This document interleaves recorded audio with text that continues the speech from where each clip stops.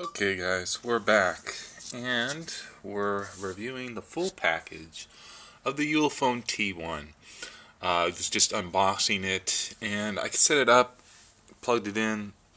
I'm going to show you all the things that come in the box. So you get the box is set up like this, the phone's in there nicely, and you get this nice cord that looks like the OnePlus 3 and 5 T. Comes with a fast charger, this little block here, and it's for American plugs, so that's nice. You get your user manual. You get a fairly crappy case. I've heard people say this is a nice case. I don't like it. It's pretty flimsy. I don't see how it's going to protect the phone too much. The ZTE Blade V8 Pro comes with a much better case. This accessory, I guess, is for standing the phone up. Not much use for me, but hey, that's that. Okay, so what do we get in this phone? So you get a 4G LTE connection. This is the global version, and it says the phone covers up to 90% of the mobile networks around the globe. And that's important when you're buying these Chinese phones. A lot of times, unfortunately, the network coverage can be spotty, and sometimes it's even non-existent. So that's a big problem. In fact, the Ulefone Power 3 that I wanted to purchase instead of this model simply doesn't cover the LTE bands in the United States. So unfortunately, you're just limited as to what you can get. But this particular model from Ulefone does, and it's running a 5.5-inch full HD display, 16 megapixel, 5 megapixel dual front camera, plus I think it's a 5 megapixel selfie cam with a flash on both sides. I think a dual flash on the front camera. Get a fingerprint reader, 8-core Helio P25 processor, 6 gigabytes of RAM, 64 gigabyte of ROM, and the fingerprint ID reader. So those are the major specs on the phone. And how does it work? So far, I just got the phone, so you guys are seeing what I'm seeing, but you can see I just popped my SIM in there from T-Mobile, and I'm getting Volt 4G without having to do anything. I didn't adjust the APN or anything. So I'm going to unplug this and just give you a brief showing of the phone. So the top, you just have your 3.5 millimeter headphone jack. No IR blaster, unfortunately, on this model. SIM tray on the left, nothing else. Get your 2 speaker grills and USB-C port on the bottom. One speaker grill is actually just a microphone. The other is the actual speaker. Your earphone speaker here. There is no stereo sound. Dual cameras on the back with the dual LED. And then you have 3 buttons on the right, volume on the top with the 2 buttons for the volume, and power is on the bottom. It's a full HD display. It looks pretty good. It's not an AMOLED, but it's decent. The viewing angles get a little washed out at certain angles, but using the built-in adjustments that you can do with the MediaTek processor, it actually works pretty good. So one of the things, I'm just going to do some web browsing. So it's pretty quick. Some of the things aren't loading here, as you can see as I'm browsing.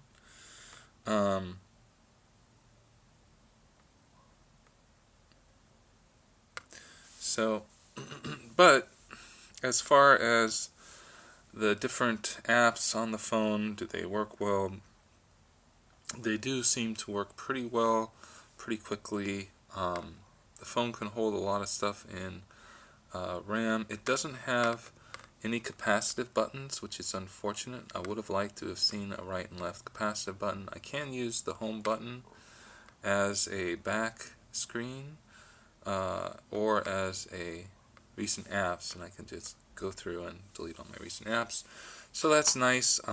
It's nice to be able to use the fingerprint reader as a home button, so that I can use the full 5.5 inch display. Um, it's a pretty stock Android interface. We got pretty much just 7.0 here, nothing too much added on. There's some additional features like with the fingerprint reader, but it's pretty much stock. There's something called DuraSpeed, which allows you to boost foreground apps. I don't know how well that works. I haven't tried it. I'm a little scared to try it, simply because sometimes those things can be a little aggressive and cause problems. But it does have an on-screen LED notification. You can do all kinds of gesture controls. You can record the screen, the buttons on the phone. You can have a physical button like I have set up now, or you can have on-screen buttons. So it's up to you what you want to do. And everything is pretty much stock. There was no bloatware at all on this. There's no Chinese apps, nothing. So that was pretty good. As far as benchmarks and things like that, I will have to do a full review of that later. But my initial impressions so far, the build quality is very good.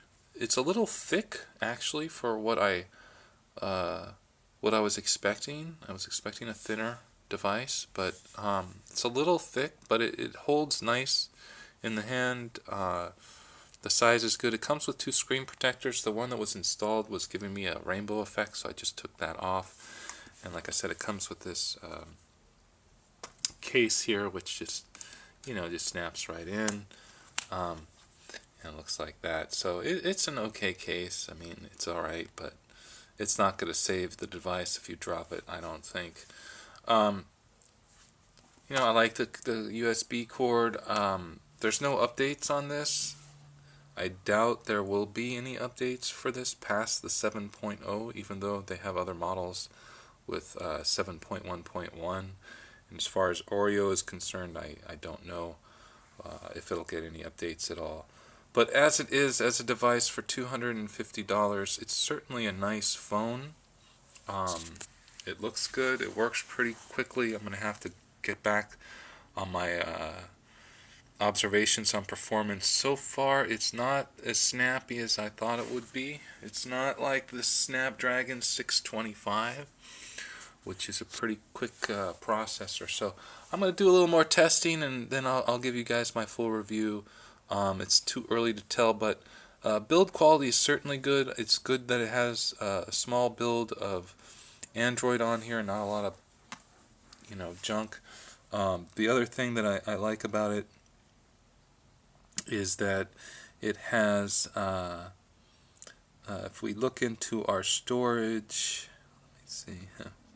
Sorry guys, I'm getting used to this. So 3.98 gigabytes, that's with updates of the installed apps that came with the phone. So 4 gigabytes of used storage, you get about 53 out of the box. So that's pretty good.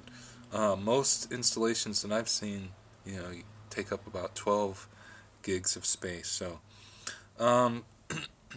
you can also format the storage, like you can use an SD card and add, make it as internal storage. I chose not to do that, but if you needed to, you can add additional storage, I think up to like 256 gigabytes, if I'm not mistaken. So that's my initial review of the Ulefone T1. Ulefone is not a well-known brand here in the United States. There you go. It has some really good specs. It's a fast phone, and I will give you guys a detailed review beyond just the initial specs and unboxing of how I like the phone, the software, and its performance. So that's it. Thank you so much for watching. I hope you enjoyed the video. If you did, please give a thumbs up. I'll be giving a full review of the Ulefone, and then the next phone that I will be reviewing is the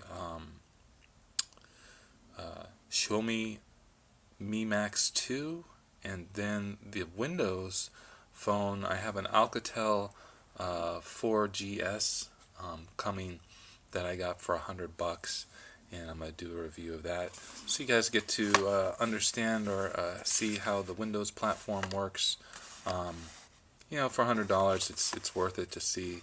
The hardware alone is pretty good. I think it has a 652 processor, a Snapdragon, so it'll be interesting to see how that performs. So that's it, guys. Stay tuned for my full review of the Ulefone T1. As far as network reliability, yeah, it works. Gets full volt, 4G, and so far seems like a pretty nice device for the money. I'm pretty impressed. We'll see about performance, and I'll get back to you. Okay, thanks again.